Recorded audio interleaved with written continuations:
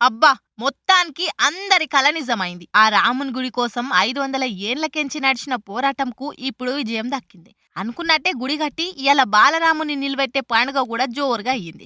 అయితే అయోధ్యల హిందువులతోటి ముస్లింలు కూటున్నారు. ఇంత పెద్ద కార్యం జరిగేటప్పుడు మళ్ళా ముస్లింలు ఏమనుకుంటున్నారు అనే డౌట్లు అందరి మైండ్లో తిరుగుతున్నాయి. అయోధ్య జిల్లాల 30 లక్షల జనాభా ఉంటే ఇంట్లో 5 లక్షల దాకా ముస్లింలే ఉన్నారు. దగ్గర దగ్గర 5,000 మంది రాముని గుడి చుట్టే ఉంటారు. అసలు అయోధ్య ప్రాణ ప్రతిష్ఠ మీద వాళ్ళు ఏమనుకుంటుర్రు? ఏమన్నా పంచాదులైతే అని భయపడుతుర్రా లేక ఖుషిగానే ఉన్నారా అని గిట్లనే ఎవలో ఉండి అడిగితే 1992 అయోధ్యల బాబ్రీ మసీద్ గూలగొట్టినప్పుడు లొల్లి షాలైంది. ఎన్నో ఏండ్లు పోరాటం చేస్తే 2019లా గుడి కట్టనీకే సుప్రీంకోర్టు గ్రీన్ సిగ్నల్ ఇచ్చింది. దీనికి తగ్గట్టు 20 కిలోమీటర్ల దూరంలో కొత్త మసీద్ కట్టనీకే జాగిచ్చారు. మాకైతే అంత సంతోషమే అనిపిస్తుంది. 1992 తర్వాత మళ్ళాసొంటి పంచాదులేం గాలే, మాకంతా నిమ్మలమే. కాకపోతే జర అయోధ్య గుడితోటి అన్ని మతపరమైన జాగాలను కూడా జర డెవలప్ చేస్తే బాగుంటదని జవాబిచ్చారు. ఇంకో దిక్కు గుడి చుట్టూ పడుతున్న స్వీట్ షాప్లల్లా ముస్లింలు తయారు చేసే స్వీట్లే అమ్ముడైతున్నాయట. ఈడ మేమంతా అన్నదమ్ముల లెక్కనే కలిసి ఉంటాం, ఎసొంటి లొల్లిలు పంచాదులు రానియకుట సంతోషంగా ఉంటామని అయోధ్య ఎంపీ లల్లు సింగ్ చెప్పిండు.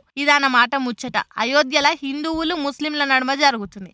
అందుకే ఎన్నైనా గాని హిందూ ముస్లిం బాయ్ బాయ్ అనే మాట ఇసువంటి చూసినప్పుడే మళ్ళోసారి కళ్ళకు గట్టినట్లుగా అనిస్తుంది.